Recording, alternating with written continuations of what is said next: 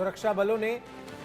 लगातार आतंकियों को घेर रखा है और अब तक 2 आतंकी जो हैं वो ढेर किए जा चुके हैं। ये भी जानकारी जो है वो सामने आ रही है। तो वहीं 3 से 4 आतंकियों के छिपे होने की खबर जो है वो सामने आ रही है और सेना की तरफ से पूरे इलाके में सर्च ऑपरेशन चलाया जा रहा है। लगातार कुपवाड़ा में सेना की तरफ से सर्च ऑपरेशन चलाया जा रहा था, जिसमें सुरक्षा बलों के हाथ बड़ी कामयाबी लगी है और 2 आतंकियों को ढेर करने में सुरक्षा बल कामयाब हुए। 3 से 4 आतंकियों की संख्या भी है जो कि छिपे होने की आशंका उनकी बताई जा रही है। जब दोनों तरफ से रुक रुक कर फायरिंग हो रही है, उसी फायरिंग में 2 आतंकी ढेर हो गए हैं, यानी कि सुरक्षा बलों को ये एक बड़ी कामयाबी मिली भी है 2 आतंकी ढेर करने के बाद। लेकिन बाकी जो बचे हुए आतंकी हैं उन तक पहुंचने की कोशिश अब सुरक्षा बलों की है। जम्मू कश्मीर के कुपवाड़ा से ये बड़ी खबर, बड़ा अपडेट, जहां आतंकियों से मुठभेड़ जारी। सीनियर कुलीग अजय जांडियाल जुड़ गए हैं ज्यादा अपडेट के साथ में। अजय, 2 आतंकी ढेर हो गए हैं, 3 से 4 आतंकियों के छिपे होने की संभावना थी। क्या इन 3 से 4 में से ही 2 ढेर हुए हैं, यानी कि अब करीब 2 बचे हैं क्या? देखिए, क्योंकि ऑपरेशन अभी जारी है तो कहीं ना कहीं ये कहा जा सकता है कि अभी भी आशंका है कि 1 से 2 आतंकी जो है और हो सकते हैं, क्योंकि 3 से 4 आतंकियों के वहां पर मौजूदगी की खबर थी। दरअसल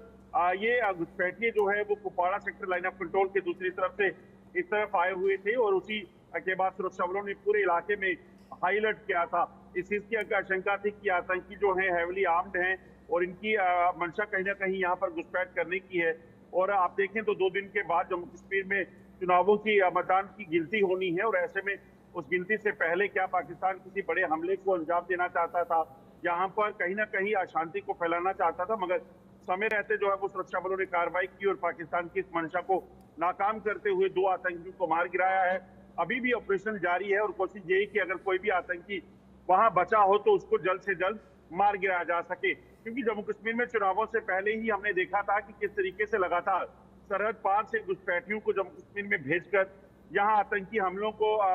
तेज करने की कवायद जो है वो पाकिस्तान ने शुरू की थी, मगर समय रहते सुरक्षा बलों ने हर बार कार्रवाई की और उसी कार्रवाई का नतीजा है कि पाकिस्तान के तमाम जो नापाक इरादे थे उसे नाकाम कर आतंकियों को मार गिराने का सिलसिला शुरू किया। इस कुपवाड़ा सेक्टर में ये तीसरी घुसपैठ की कोशिश जो है उसे नाकाम किया गया है। इसी तरीके से हमने देखा था कि बारामूला हो या फिर पुंछ और नौशहरा सेक्टर का इलाका लाइन ऑफ कंट्रोल के जिस भी इलाके से पाकिस्तान की तरफ से घुसपैठ के प्रयास हुए थे उसे नाकाम किया गया और आतंकियों को ढेर किया गया।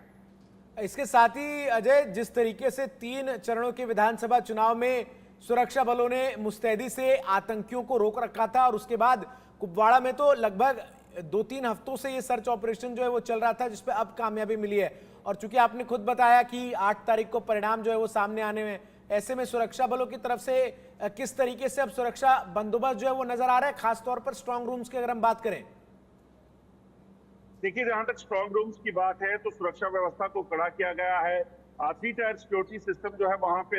एस्टेब्लिश किया गया है, जिसमें पुलिस है, सीआरपीएफ है और बाकी जो पैरामिलिट्री फोर्सेस के जवान रहते हैं वो वहां तैनात किए गए हैं। स्ट्रांग रूम में कोई भी चुप जो है वो नहीं बरती जा रही, कोई भी ऐसा अप्रिय वाकया ना हो उसका पूरा ख्याल रखा जा रहा है। वहीं अगर बात की जाए तो आप देखेंगे तो पिछले कुछ दिनों में आतंकियों के खिलाफ ऑपरेशंस को भी तेज किया गया है। जब पहले दूसरे तीसरे चरण के चुनाव अब खत्म हो चुके हैं, ऐसे में अब कवायद ये चल रही है कि जंगलों में बैठे उन आतंकियों का सफाया किया जाए जो आतंकी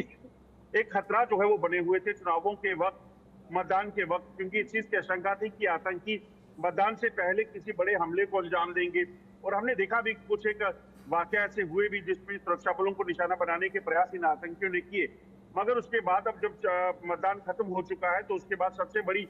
जो कोशिश सुरक्षा बलों की है कि इन आतंकियों का सफाया हो। आप देखिए, कुपवाड़ा हो, राजौरी हो, कठुआ हो या फिर किश्तवाड़ का इलाका हो, छात्रों का, वहाँ 4 जगह पर इस वक्त बड़े ऑपरेशन जो है वो सुरक्षा बलों के चल रहे हैं, जिसमें कवायद यही चलाई जा रही है कि जल्द से जल्द इन आतंकियों का सफाया हो। लगभग 50 से 60 आतंकियों की मौजूदगी की खबर सुरक्षा बलों के पास है। ये बड़ी जानकारी है, 50 से 60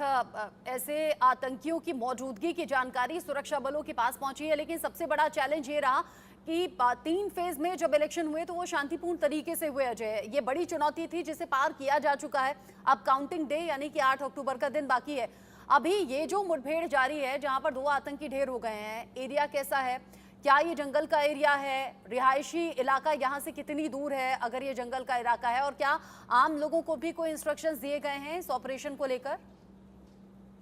देखिए, ये जो इलाका है सारा जंगल का इलाका रहता है और खासतौर पे इस चीज के लगातार इनपुट मिल रहे थे कि जो सरहद पार बैठे आतंकी हैं उनको यहाँ घुसपैठ करवाने की फिराक में पाकिस्तान है। दरअसल जम्मू कश्मीर में अशांति को फैलाने के लिए सरहद पार से घुसपैठियों को यहाँ भेजने की कवायद में पाकिस्तान है। पाकिस्तानी सेना खासतौर पर इन आतंकियों को अपने पास रखती है और कई आतंकियों को इन्होंने घुसपैठ करा के जम्मू कश्मीर के अलग अलग इलाकों में, जंगल के इलाकों में जो है वो पहले से भेजा हुआ है और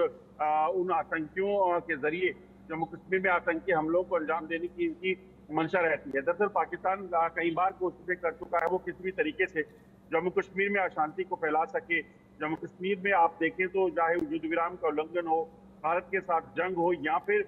इसी तरह से आतंकी गतिविधियां, तमाम वो प्रयास पाकिस्तान की तरफ से किए गए, मगर समय रहते सुरक्षा बलों ने कार्रवाइयां की और उसी का नतीजा है कि